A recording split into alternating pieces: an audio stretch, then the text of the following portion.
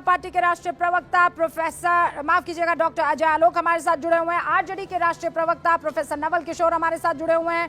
राजनीतिक विश्लेषक कांग्रेस का पक्ष रखने वाले पंकज शर्मा जी भी हमारे साथ जुड़ चुके हैं। आरएलडी से मलूक नागर जी महासचिव हमारे साथ जुड़ चुके हैं। वरिष्ठ पत्रकार हर्षवर्धन त्रिपाठी जी और वरिष्ठ पत्रकार सतीश के सिंह साहब हमारे साथ जुड़ चुके हैं। आप सभी का बहुत बहुत स्वागत है। पंकज जी, शुरुआत आपसे कर रही हूँ ये पूछते हुए कि beedis and Bihar start with B can not be considered a sin anymore. Congress Kerala के ट्वीट से क्या माने हैं? देखिए, हम सब लोग जानते हैं कि पिछले 11 साल से एक ऐसा राजनीतिक दल सत्ता में है और एक ऐसे प्रधानमंत्री बैठे हैं जिनको तिल का ताड़ बनाने में, बात का बतंगड़ बनाने में महारत हासिल है। तो ऐसे माहौल में सभी को कुछ भी कहने से पहले 4 बार सोचना चाहिए। पर यहाँ हंसी फूटने लगी है, किस बात पर हंसे आप लोग? अब क्या बोल रहे हैं? क्या शेर की पूंछ पे पैर रखिएगा तो पुचकारेगा शेर। मैं जो कह रहा हूं पहले उसको सुन लीजिए। मान लीजिए ना कि शेर की पूंछ पे पांव रख के गलती की है। शेर और उसकी पूंछ पर बाद में बात कर लेंगे। कौन रखता है? बेवकूफ रखता है ना, पागल ही रखता है, काम में ऐसा करता है। कौन शेर है, कौन सी उसकी पूंछ है, इस पर बाद में बात कर लेंगे। मैं तो खुद ही कह रहा हूं ना कि बहुत सोच समझ कर कुछ भी बोलना चाहिए, कुछ भी सोच समझ कर कहना चाहिए। क्या कीजिएगा पंकज जी? जब जो है मानसिक अवस्था बिगड़ती है तो ऐसा ही काम होता रहता है। जब कुछ न हो तो तिल को ताड़ बना देते हैं, जब कोई बात न हो तो उसका बतंगड़ बन जाता है। एक सरकारी कार्यक्रम में, एक राजकीय मंच से 50 मिनट में से 30 मिनट कोई और बात होती है, शुरुआत कुछ और होती है। आपने देखा नहीं, प्रधानमंत्री जी ने जो वीडियो कॉन्फ्रेंस के जरिए संबोधित किया उसमें 50 में से 30 मिनट किस मुद्दे पर बात की? तो आपने मौका दिया ना पंकज जी, ना देते मौका। तो मैं वही कह रहा हूँ, ना देते मौका प्रोफेसर साहब। ये क्या बात हुई?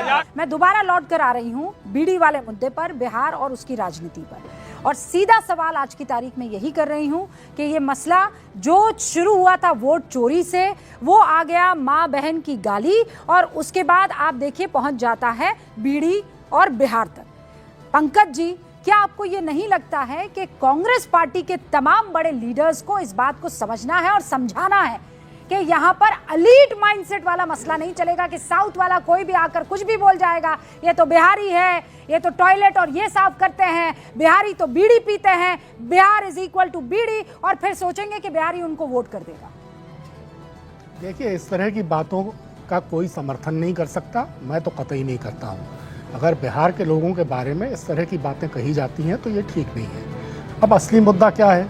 ये बहस इसलिए शुरू हुई कि बीड़ी पर बिहार के चुनाव के पहले जीएसटी क्यों कम कर दिया गया। कर दिया, बहुत अच्छा किया। 9 साल में केवल बीड़ी पर नहीं है पर पंकज जी, मतलब मुद्दा तो यही बन रहा है ना कि वो तो बना दिया ना केरल कांग्रेस ने जी, वरना तो बाकी बहुत सारी चीजों पर जीएसटी कम हुआ है ना सर। लेकिन असली मुद्दा ये है कि 9 साल में केंद्र की सरकार ने 118 लाख करोड़ रुपए 118 लाख करोड़ रुपए की जीएसटी वसूल की, बहुत बहुत ऊंची दरों पर, यानी 4 अरब रुपए रोज की जीएसटी वसूल की। और अब बिहार चुनाव के 1.5-2 महीने पहले अचानक सारे जीएसटी रेट्स को बदलने की जरूरत क्यों पड़ी है? अगर ये जीएसटी रेट्स ठीक नहीं थे, जिसके बारे में कांग्रेस शुरू से कह रही है कि ये जीएसटी गब्बर सिंह टैक्स है और ये देश के आम आदमी पर, गरीबों पर बहुत बोझ डाल रहा है, फिर कब हटाना चाहिए था पंकज जी? अगर मैं बता रही हूँ बिहार चुनाव के बाद हटाते तो फिर असम में चुनाव थे, असम के बाद हटाते तो फिर उसके बाद किसी और राज्य में चुनाव होता है ना, फिर उसके बाद हटाते तो बोलते कि ये दूसरे राज्य में चुनाव है। तो हर 6 महीने में चुनाव होता है, आप कब चाहते कब हटाते? सबसे पहले तो ये अविवेकपूर्ण दरें लागू करनी ही नहीं चाहिए थी, और अगर हो गई थी, रात को 12 बजे, आधी रात को घंटा बजा करके आपने जीएसटी का ऐलान किया, बड़ा ऐतिहासिक कार्यक्रम था। अगर हो गई थी तो उसके बाद विपक्ष ने लगातार कहा, कांग्रेस ने लगातार कहा कि ये दरें ठीक नहीं है। देश भर के व्यापारियों ने, दुकानदारों ने, गरीबों ने, हर तबके ने जीएसटी के इन रेट्स पर आपत्ति की, तब हटाना चाहिए था। आप लोग यही गड़बड़ी। अब जब 118 लाख करोड़ रुपए वसूल कर लिए तब हटा रहे हैं। अरे इतना इन्हें अगर वो ज्यादा बर्दाश्त लगाया ही नहीं क्यों है था? तो ये क्या चाहते हैं सूद कि तक पर लगा दिया था। आप लोग 9 साल कहाँ एक सेकंड मलूक नागर जी, आप लोग नहीं पंकज जी, आप तो पत्रकार हैं, आप तो ये बात अच्छे से जानते हैं। मध्य प्रदेश में नहीं बनता, अरे तो 9 छत्तीसगढ़ में साल नहीं बाद बनता, याद आई झारखंड में नहीं आपको, बनता, तेलुगु बंगाल में नहीं बनता, उत्तर प्रदेश में नहीं बनता, अबे महाराष्ट्र में नहीं बनता। जब आप बीच में सुनिए, आप लोग आदिवासी महिलाओं के खिलाफ है क्या? 9 साल वही बाद तेंदुपत्ता जंगल में जाके चुन के आपने लाती 9 है, साल पीढ़ी पहले बनाती है, 1 करोड़ से ऊपर श्रमिक मजदूर इसमें डिपेंडेंट है।